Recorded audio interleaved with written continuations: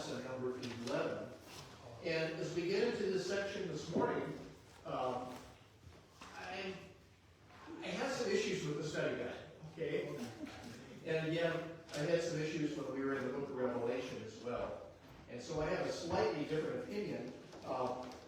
Again, it could be that they're just trying to give one side of the coin, but I have a feeling that most of what we're studying here is yet future, is yet to come. So obviously there was some contemporary fulfillment, but I think most of what Jesus is talking about in this passage of Scripture is yet to come. And so if you want a companion to study this, you could go to the book of Matthew, and in Matthew chapter 24 and 25, you have what is called the Great Eschatological Discourse. And there's some real parallels between the two. So, anyway, yes? Where are we? I don't mind. We are in lesson 11, and we're in Mark chapter 13. Oh. Yeah, I don't have the whiteboard right Yeah. on this morning, so you can't see that in advance. So. Yeah. All right, so let's take a look first at verses 1 through 8, and we're going to take a look at the disciples ask Jesus questions. We don't have our He's coming. sound here this morning, so I'll just go ahead and read that for you in verses 1 through 8 of Mark chapter 13. As he went out of the temple, one of his disciples said to him, "Teacher, see what great stones and great buildings are here." Jesus answered him, "Do you see these great buildings? Not one stone shall be left upon another that shall not be thrown down." As he sat on the Mount of Olives opposite the temple, Peter, James, John, and Andrew asked him privately, "Tell us, when will these things happen, and what will be the sign when all these things will be fulfilled?"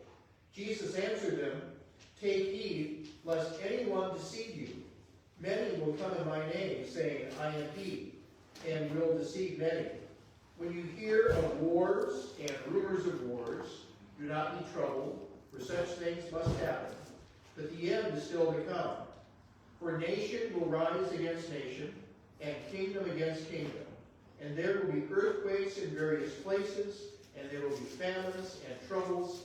These are the beginning of sorrows."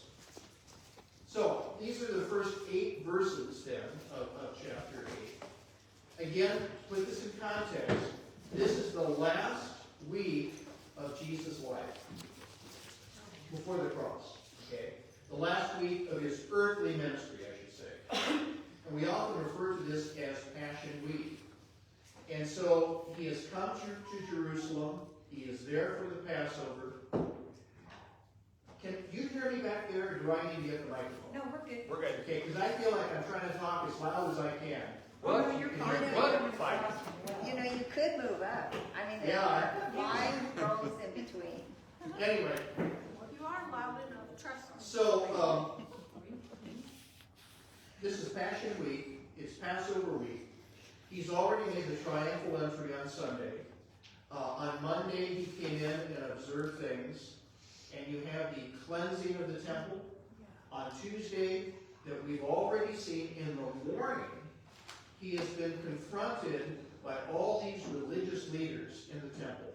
And they tried to humiliate him in front of the people by asking him gotcha questions, where they feel like there's no answer. But Jesus, in turn, turns the tables on them and humiliates them in front of the people. So now they even want to kill him all the more. The last thing that we took a look at last week was as Jesus is getting ready to leave the temple, he sees the temple treasury, and he notices the poor little widow lady who gives her 2 what we call mites, smallest coins possible, and he honors her. So now they are leaving the temple, and again, if you can kind of get a picture of this, there's a little picture there on page 87 of the study guide.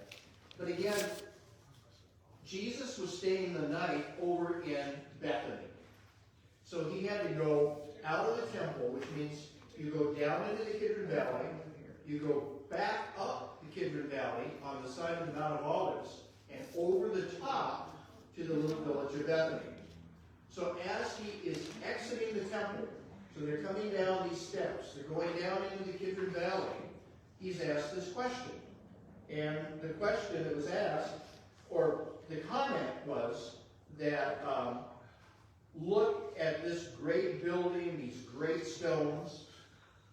Remember, there is more than one temple. Okay, there was Solomon's temple that was destroyed in 586 BC. Then you have the temple that was built during the time of Ezra and Nehemiah, which was very, very plain. When King Herod was alive, there was the remodeling process that started. He died before the whole thing was done. But yet the Temple Mount was greatly extended, the temple was beautified, and so it was a gorgeous facility. So here, Jesus' disciples are actually admiring this beautiful temple. And Jesus' response is in verse 2. Would somebody read verse 2 for us? Do you see these great buildings? Not one stone shall be left upon another that shall not be thrown down. Okay, so Jesus here actually predicts the destruction of the temple. Now, in the other Gospels, it talks about how this temple will be destroyed and rebuilt in 3 days. And again, you have this idea that Jesus is not talking at that point about the physical temple, he's talking about his own body. But here he's talking about the physical temple. So this then leads into 2 questions. And the 2 questions are found in verses 3 and 4. Could somebody reread verses 3 and 4 for us? As he was sitting on the Mount of Olives opposite the temple, Peter, James, John, Andrew were questioning him privately. Tell us, when will these things be, and what will be the sign when all these things are going to be fulfilled? Okay, so these are 2 separate questions. Now they have actually made it down into the Kidron Valley. They're going back up the Mount of Olives, and apparently they sit down, and they're now looking out, and they have this panorama. Today, if you go to Jerusalem, they actually have an amphitheater that is built on the side of the Mount of Olives in the midst of the cemetery. And our group actually had a meeting at this amphitheater. And from there, you get an entire view of the old city of Jerusalem, the Temple Mount, which now has the Dome of the Rock and Al-Aqsa Mosque. But anyway, so as they're looking back at this panorama, they ask these 2 questions. And this launches Jesus into what theologians call, and there will be a test on this later. I'm going to ask you what this is called. The Great Eschatological Discourse. Eschatos means last. So eschatological means a study of the last times. So Jesus launches into this discussion. And here's where I have an issue with the study guide. Because I agree, there was an immediate fulfillment. But I believe most of what Jesus is talking about are end-time prophecies. It looks like your study guide disagrees and believes that most of this took place in the life of the actual disciples.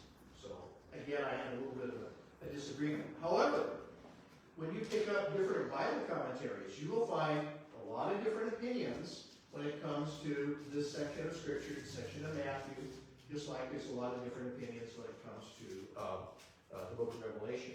By the way, on page 88 of your study guide, there is a little box there entitled Herod's Temple.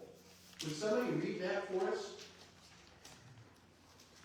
In Jesus' day, the temple, which had been rebuilt about 515 BC, was undergoing such extensive remodeling that amounted to a reconstruction.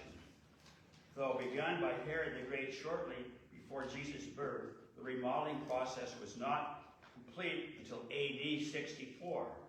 Nevertheless, in Jesus' lifetime, it already was an awesome, inspiring building. Some of the stones were more than 38 feet long, 12 feet high, and 18 feet deep. The stones were white and decorated with gold and carvings. Okay. Today, when you go to Jerusalem, you can visit the retaining wall that Herod built to enlarge the Temple Mount. We call that the Western Wall, the Kotel, or its nickname has become the Wailing Wall, although Jews don't call it that. And some of the stones at the base of this retaining wall are known as being the largest stones, man-cut stones in the world. They're absolutely huge. And there's been great debate as to how they did this, but they believe they were quarried right there in the Jerusalem area as cylinders and actually rolled to the Temple Mount and then cut into slabs where they were put into place. They didn't have any modern equipment that we would know of today to lift heavy objects, and yet they built this fantastic wall. Some of those stones out here were more than 400 tons in weight. Wow. Yeah. Unbelievable. Yeah, and they did this without modern technology to move these things. Again, many people believe that the ancient Egyptians and even some of the ancient Jews during that time knew things about engineering that we don't understand today. All right, so but if you go to Jerusalem today, all that remains is the Temple Mount and the foundation wall. The temple was destroyed, as Jesus predicted, although they have found stones down below that they believe were part of what was above. So, the two questions are, when will these things happen, and what will be the sign that they are all about to be fulfilled? So, your study guide says everything that follows in the chapter was Jesus' response to those two questions. He answers the second question in verses 5 through 27. His answer to the first question is in verses 28 through 32. So, again, obviously the temple was destroyed. It was destroyed in 70 AD, and it was destroyed by the Romans as a response to the Jewish rebellion, and has never been rebuilt. Okay, I do believe, and again, we're going to show a video tonight, again, the series by our Jewish roots on the coming temple and the need for worship and what's going to be rebuilt during the tribulation period of time, later on during the millennium. But Herod's temple was destroyed. So the temptation is to look at these verses and say, well, all of this was fulfilled in 70 AD. Okay, I don't agree with that. Because, in fact, in my Bible, it's interesting that it has headlines that the editors have added, and they have even added, before verse 14, the title of the Great Tribulation. So in other words, most Bible commentators believe that most of this is yet to come. So, obviously in 70 AD, the temple was destroyed. But not all of these things that Jesus is talking about here are yet to come. Interestingly enough, he does say, "Take heed lest anyone deceive you. Many will come in my name. Many will come saying, I am he, and will deceive many." And again, I think this is yet future. It has taken place during all of church history. There have always been false messiahs. In fact, I'm going to get myself into big trouble here, because this is definitely politically incorrect. But I think one of the biggest false messiahs is Muhammad. And when you read what Muslims believe about Muhammad, I believe he is a false messiah. Okay. But then when Jesus talks about the fact that when you hear of wars and rumors of wars, do not be troubled, for such things must happen, but the end is still to come. For nation will rise against nation, kingdom against kingdom, and there will be earthquakes in various places. There will be famines. These are the beginning of sorrows. Dr. David Reagan did a video that we showed many years ago called The Exponential Curve. And basically, the theory of this presentation was there have always been wars in human history. There have been famines in human history. There have been earthquakes in human history. But since 1948, since the reestablishment of the nation of Israel, you can chart the number of wars, earthquakes, famines, everything, and they're going up, not just incrementally, but exponentially. What's the difference between incrementally and exponentially? Slow and fast. Well, incrementally, it's like you add 1 plus 1, and add another 1, and another 1. Exponentially is like 2 plus 2 equals 4, 4 plus 4 equals 8, 8 plus 8 equals 16, 16 plus 16 equals 32, 32 plus 32 equals 64. So things are growing exponentially. The other thing that is interesting is that Dr. Reagan did a prophecy seminar and invited these big speakers from around the country. And before they spoke, he took each one aside and interviewed them. And he asked them questions. And one of the questions really surprised him. He said, what would be the number one sign to you that we are in the last days? That the rapture is soon to come, Jesus is going to come, the tribulation, the whole thing. He figured that most of them would say the nation of Israel, because obviously that is a huge, huge sign of reestablishment of the nation of Israel. But that's what not most of them said. He had never thought about this. Most of them said one word: convergence. Convergence. All of these things are happening, not in just like one at a time, but they're happening all together at the same time, and they're increasing all together at the same time. So all of these signs are converging. And that is what many of these prophecy experts say is a reason to believe that we are literally in the last days before the rapture of the church. All right, so we got through verse 8. Now, do you happen to know where verse 9 is on your Sure do. deal? Okay.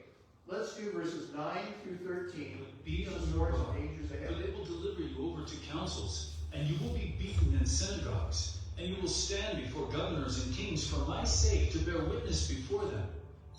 And the gospel must first be proclaimed to all nations.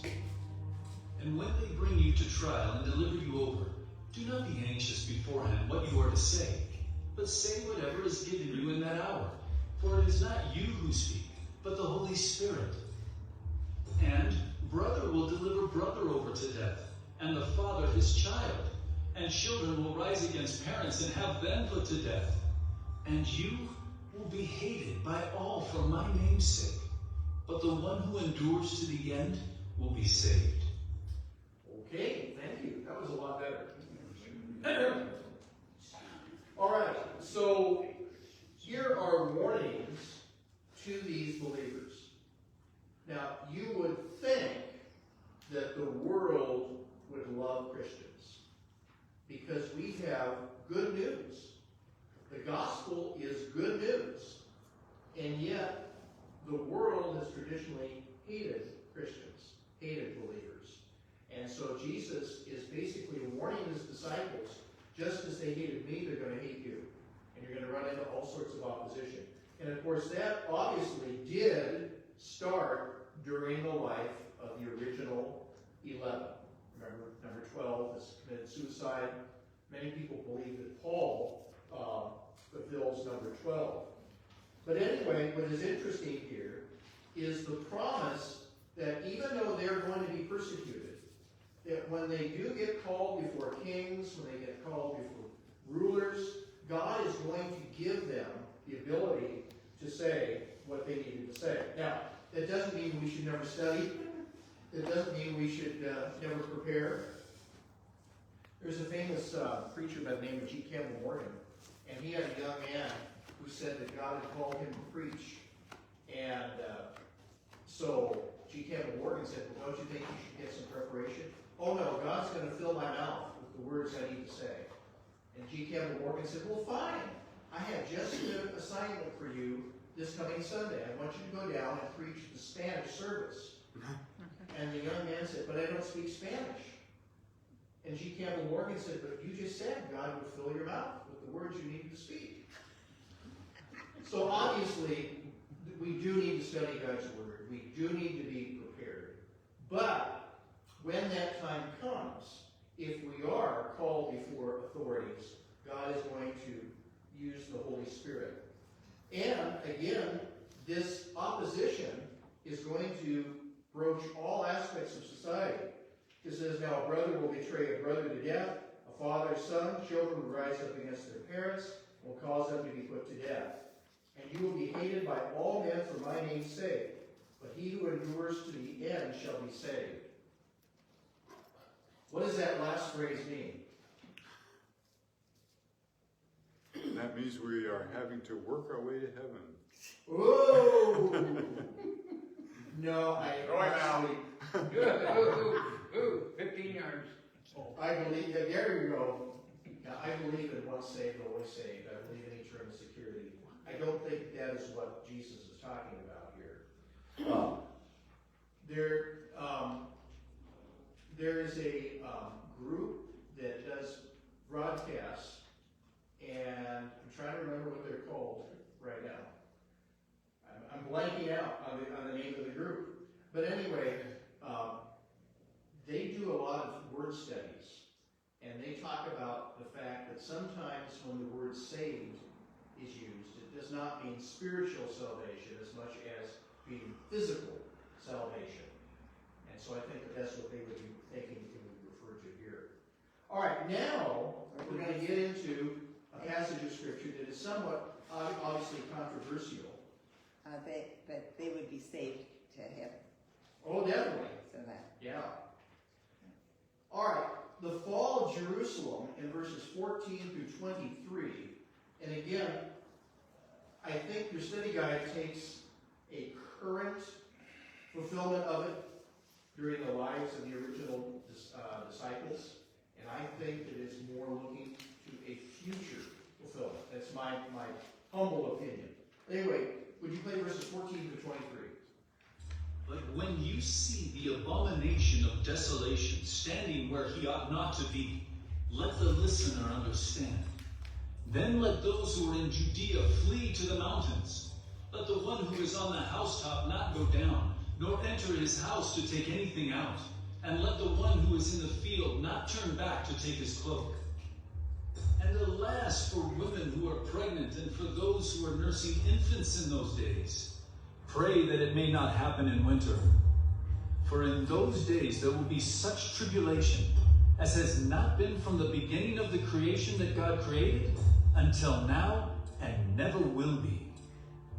And if the Lord had not cut short the days, no human being would be saved.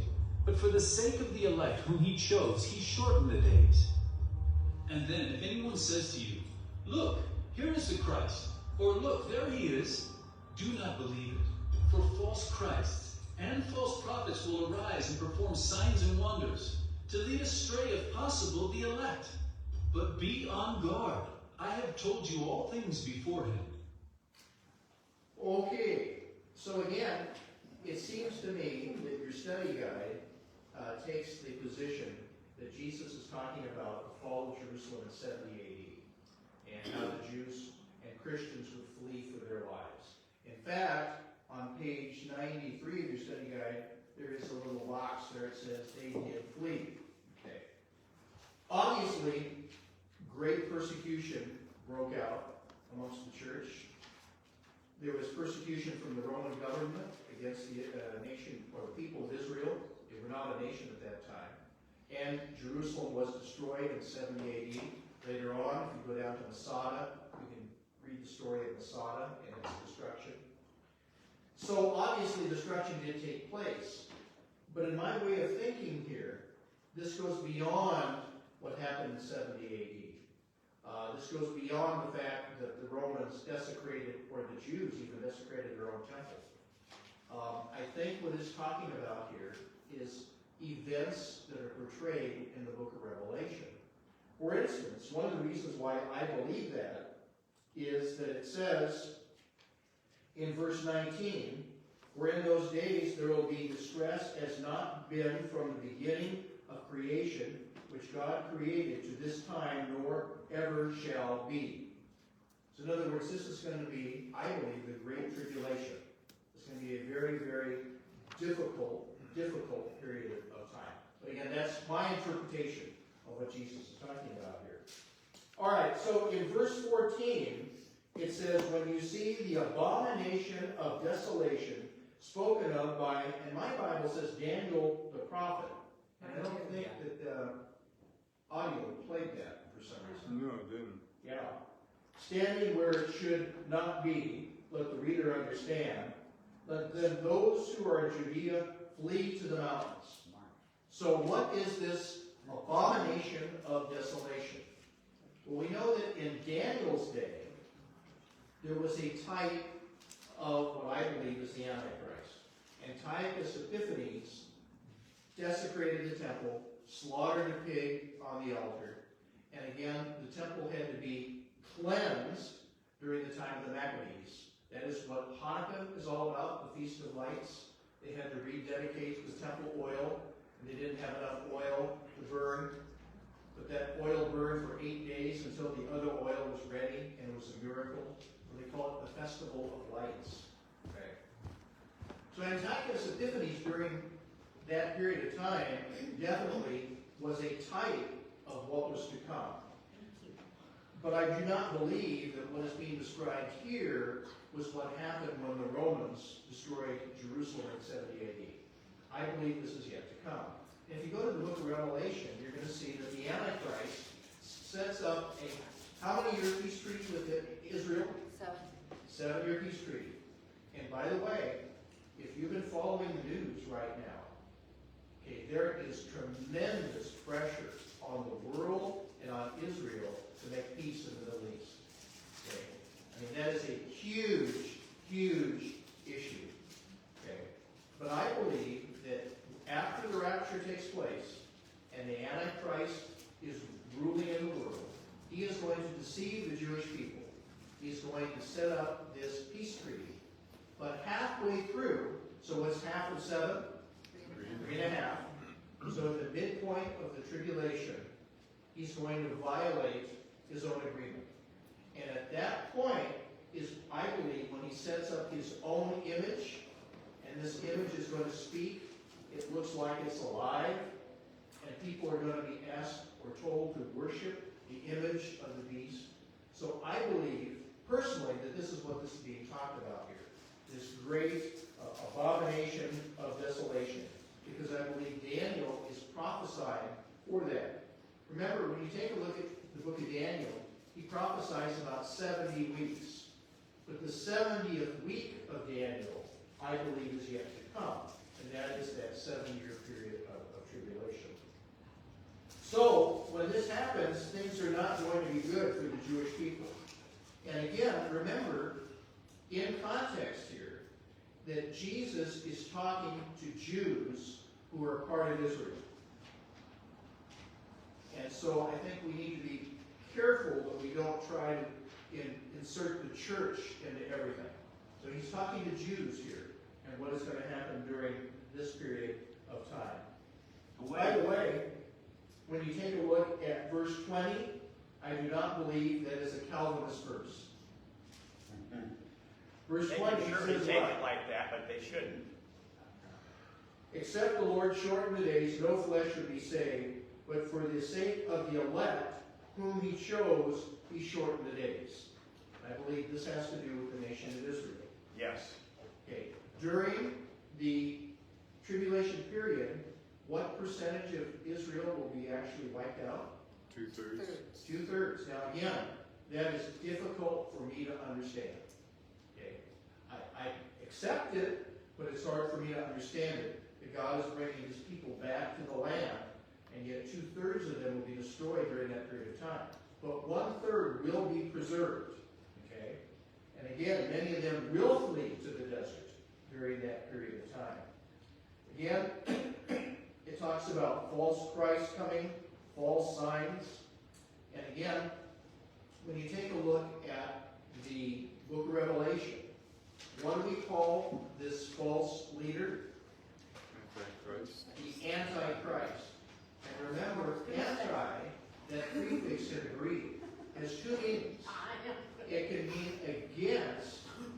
but it can also mean instead of, like false. And so you have this leader surviving a head wound who apparently has been resurrected. His image is set up. People are supposed to worship this image. And so it's almost as if he is a false Christ, not just against Christ. All right, so let's take a look now at Jesus gives reason for hope in verses 24 through 31. But in those days, after that tribulation, the sun will be darkened, and the moon will not give its light, and the stars will be falling from heaven, and the powers in the heavens will be shaken. And then they will see the Son of Man coming in clouds with great power and glory. And then he will send out the angels and gather his elect from the four winds, from the ends of the earth to the ends of heaven. From the fig tree, learn its lesson. As soon as its branch becomes tender and puts out its leaves, you know that summer is near. So also, when you see these things taking place, you know that he is near, at the very gates. Truly I say to you, this generation will not pass away until all these things take place. Heaven and earth will pass away, but my words will not pass away. Okay, so again, yes, sir. Just kind of summarizing what I'm understanding of this, and I think I'm correct, I wouldn't say it, that Daniel was prophesying, yeah, he had 69, and right, 70 hasn't happened, but for whatever reason, God did not give Daniel a clear picture of this intersection of the church age. And for us to then try to interpret what that is being said in Daniel and here and in Revelation doesn't really fit, because we're in this intersection of time. Now, I believe that we're close to the end of it, and I believe that in this intersection of time, even though we're the church age, we're getting hints of what will take place. So yes, we are in the last times, and I believe that our time is short on earth. Jesus is going to come and call us away. So we are getting clear hints of what will happen, but have not yet happened. It's like that section of time. And now it's been a little over 2,000 years. And I'm not going to be so bold to say I know when that intersection ends. But that's really, I think, how we should understand that piece. And if we don't, then we just get ourselves confused. So to put this in Eddie's vernacular, okay, back there, God called the time out. Yeah. So it's almost as if you have all of these players on the field, okay, and 69 time periods have passed. There's one time period left. It's late in the fourth quarter. And it's as if God called the timeout, and during that timeout, all the players leave the field and go to their bench. So the nation of Israel was dispersed. Okay, all these empires kind of fade into the dust of history, and you have this timeout that we would call the church age or the age of grace. There's many different names applied to it, but now God is going to restart the time clock for this last week. And in order for that to happen, all the players need to come back onto the field and take their positions.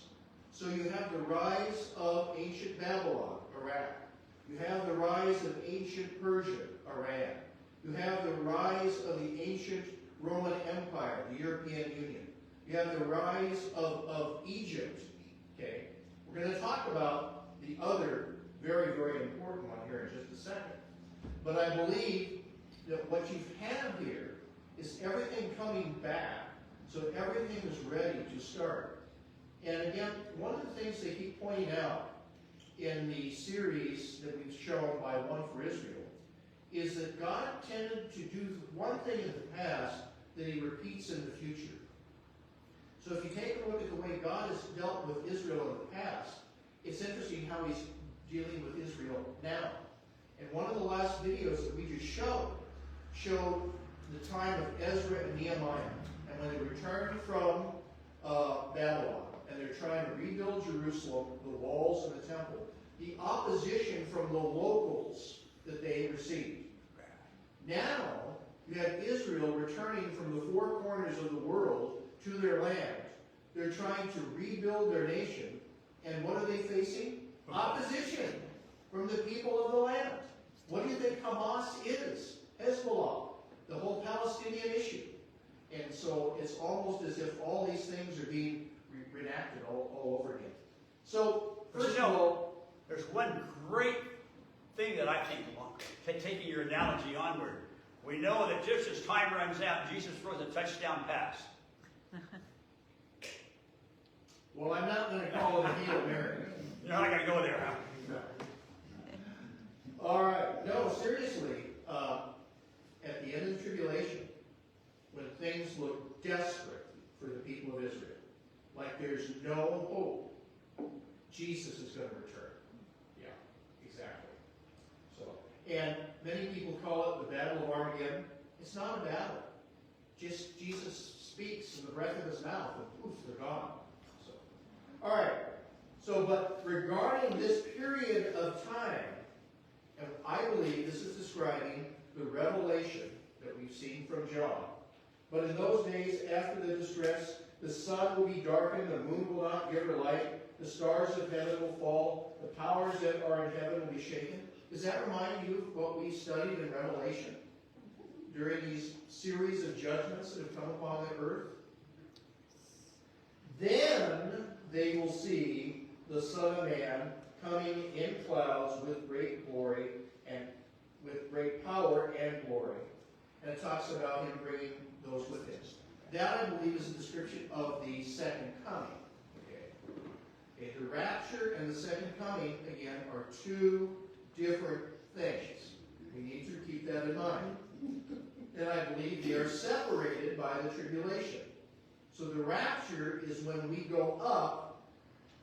The second coming is when we come back down with Jesus. In fact, what does it say in Thessalonians? That we will meet the Lord where? In the air.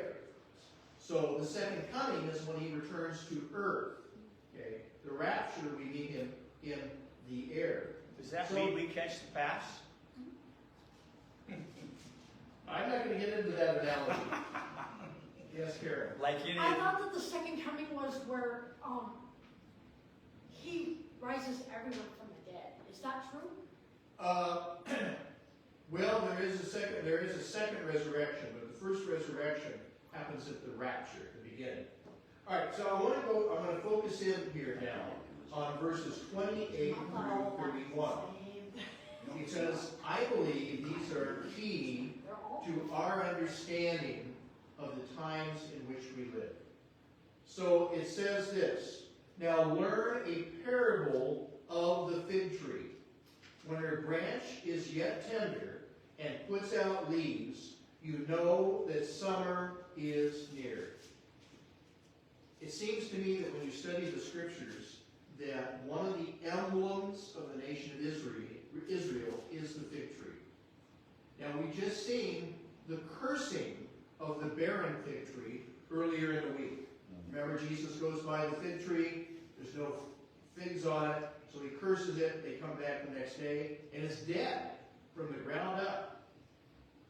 God destroyed the nation of Israel, in a sense. He scattered them to the four corners of the world. They were done as a people. The fact that in May of 1948, they returned to their land, they became a nation with the same language, with the same religion, with the same social structure, is an absolute miracle that has never, ever happened in all of human history. So many Bible scholars believe that the fig tree here that Jesus is talking about is the nation of Israel. Now, are they living in belief today? No, they're living in unbelief. And I'm sure if you talk to Patty, she's had more experience in Israel than I have had. But when you meet the Jewish people today, there are many who are there who are simply secular. They don't even, they're not even religious. Then you have those who are moderately religious, you have those who are ultra religious. But again, they believe that Israel is a place for them to recongregate as an ethnic group of people. So Israel today is known as a Jewish nation. Okay? So what I think you see here is that the olive tree is putting out its branches. Now the question is, when do you date this? Because it says in verse 30, truly I say to you, this generation will not pass away until all these things happen. The question is, when do you start the counting of that generation? And how long is that generation? You know, there were a bunch of Christians who in 1988 were all ready for Jesus to return. Because they said a generation is 40 years. In 1948 they became a nation. And so therefore, obviously, Jesus was going to come in 1988. Well, that obviously didn't happen. So some people date this as 1948. Some people date it as 1967. Why 1967? Jerusalem was Exactly. They have the reunification of all of Jerusalem. Now, I realize that the Muslim WWAC and the nation of Jordan have administration of the Temple Mount, but it is still part of Israel. And again, there is great debate today as to where you should draw the lines for Israel. And again, when you hear about our government and others talking about a two-state solution and returning to the 1948 boundaries, that puts Jerusalem in Palestine, not in Israel. Now, the West Bank goes clear to Jerusalem. It's half of basically what we call modern-day Israel. The West Bank is not just where the water of the Jordan River laps up against the shore. And so, anyway, you have this beginning of the return. So, Jesus says then in verse 29, so also when you see these things come to pass, know that it is near, even at the doors. So again, many Bible scholars believe, and again, David Reagan did this survey. He expected them to answer that they believe the number one evidence that we're in the last days was the nation of Israel. They said Israel's important, but they said convergence. So everything that you see described here in Mark 13, if you go back and read Matthew 24 and 25, all these things are currently taking place. Now, here's the question. What needs to happen in the prophetic calendar for the rapture to happen? Nothing. Okay? Now, there may be events yet to come, obviously, that need to happen before the second coming. Because the second coming happens at the end of the tribulation. But the rapture is what we refer to as being imminent. Okay, not eminent, but imminent. What does imminent mean? At any minute. At any time. soon and very soon. So, my dear wife was pregnant 4 times. We got to the 9th month, and the doctor kept saying, well, any day now. And so I often told people that I thought the 9th month was 9 months long. The other 8 months seemed to go by fairly quickly, except when at 11 o'clock at night, my wife had to have a baked potato. That was before the days we had a microwave oven. You had to clean a potato, you had to put it in the oven and bake it for an hour. It's not that she wanted a baked potato. It's not that she desired a baked potato. She had to have. Whenever she was pregnant, she craved potatoes. So we call our kids potato tots. I love potatoes. I love it. But anyway, when you got to the 9th month and the doctor said, according to the calendar, any day now, you lived with this imminency. And again, one morning, when Jennifer was born, she got up to go to the bathroom and she went, Oh no, my water just broke. And we made a beeline to the hospital, believe me. And before her regular obstetrician could get there, the other obstetrician came in and he said, I didn't tell you to push yet. She said, I can't help it. And Jennifer popped out. Okay. So the birth was imminent. Well, it's almost as if everything is, the 9 months are over. And Jesus' rapture is imminent. It could literally happen at any time. Now again, that's different than the second coming. All right, with that in mind, then let's take a look at verses 32 through 37. Concerning that day or that hour, no one knows, not even the angels in heaven, nor the Son, but only the Father.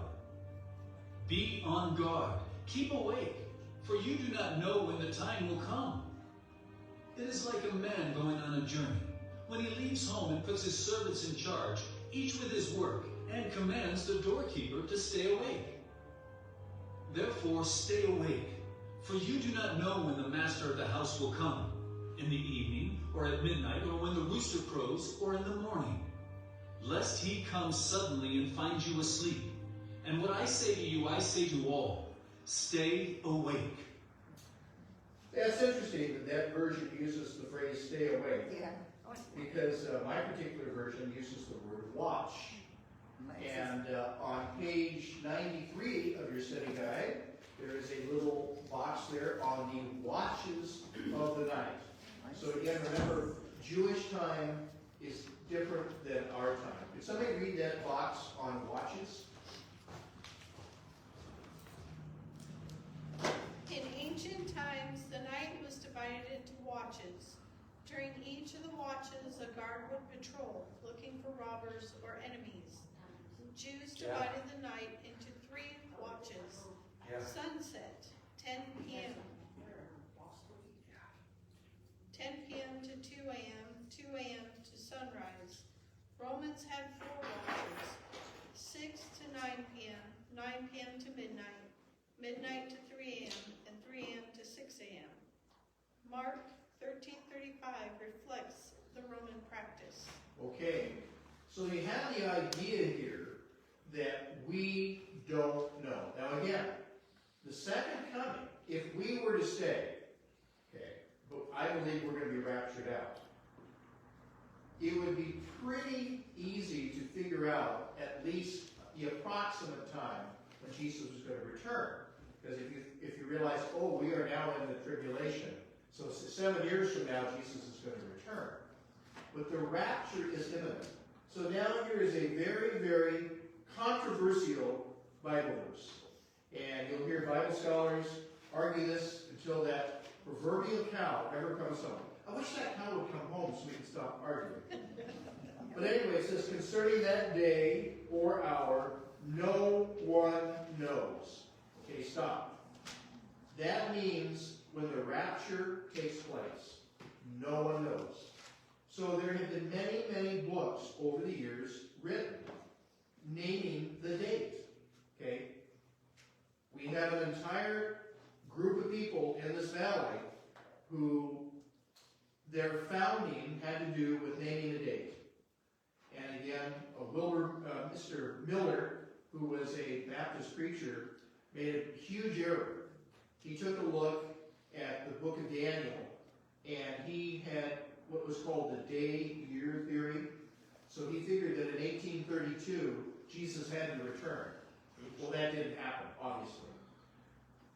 Then they came up with a theory saying, oh, well, we had the date right, the event was wrong. Jesus moved from one compartment of heaven to another to begin what they call the investigative judgment. There is no Bible support for that whatsoever. So when Jesus says no one knows the day, not even or the hour, we cannot predict it. So to me, whenever somebody writes a book saying Jesus is going to return on such and such a date, guess what? That's not the day that Jesus is coming. All right? And so what was funny was I told you about 1988. I was sent a book saying, given 88 reasons why Jesus is going to return in 1988. Then the next year, the same guy mailed out a supplement. Well, 89 reasons why he's going to come in 1989. Well, that didn't happen. So again, we're talking about the difference between the second coming and the rapture here. Now, the debate has to do with where it says, no one knows, not even the angels in heaven, nor the Son, but only the Father. So there's big debate amongst Bible scholars as to what Jesus meant by that. If you take it at face value, Jesus is saying that he did not know. Only God the Father knows. And so that would, according to some Bible scholars, say, well, that means in some way, shape, or form, Jesus, as being the Messiah, fully God and fully man, was in some way limited. Okay? Others say, no, he wasn't limited. He just said he didn't know the actual date. Only the Father knows the date. Whatever it is, Jesus wasn't going to tell. And so only God the Father knows when the rapture will take place. So don't try to figure it out. Because if you think you've got it figured out, you don't have it figured out. Only God knows, the Father knows for sure. And again, we have this parable or parabolic statement given about somebody who goes away and his staff is supposed to be ready for him when he returns. And they're supposed to keep watch. They don't want to be asleep when he comes and the door is locked and he can't get into his own house. And so the idea is that we as believers should be watching. We should be ready. And that is the idea that many of us as evangelical believers have today. Okay, we don't know the day, we don't know the hour, we can know the season. Jesus says, just like you see the fig tree and it starts to bloom, you know what season it is in. And so many of these Bible prophecy gurus today who are speaking around the country are saying, we don't know when the rapture is going to take place. It is imminent. It could happen at any time. But we believe that we are in the season. It's going to come soon because of what is going on in the Middle East. You have the resurrection of all these ancient empires. You have the return of Israel. They are a nation once again. And the world is lining up against them. If you don't believe that, just go home and read the news. In New York City, Grand Central Station was shut down yesterday by pro-Palestinian demonstrations. In London, England, part of London was shut down yesterday by pro-Palestinian demonstrations. This is anti-Israel. It is anti-Semitic. Don't forget Whitman. In Walla Walla, Washington, there's an organization called Whitman College. And the students of Whitman College demonstrated downtown, and yesterday they were having a sit-in blocking the administration building of Whitman College, demanding that the Board of Trustees meet and divest any investment in the nation of Israel. This is at Whitman College in Walla Walla. We send our kids to college to become idiots. Educated to imbecility. Yeah. It's unbelievable, but it is totally predictable. And so this is further proof to me that we are in the season. And again, when you see what is going on in Israel today, and again, this world against them, it is going to take a miracle for a world leader to step forward and suddenly make this big peace treaty. Everybody's going to be oppressed. Everybody's going to be deceived. We're out of time, and we need to get ready for our worship time. Anyway, forgive me for giving my take. Again, I realize I disagree partially with the study guide, but that's at least my pea-brain understanding of what we're talking about here. At least you're thinking for yourself.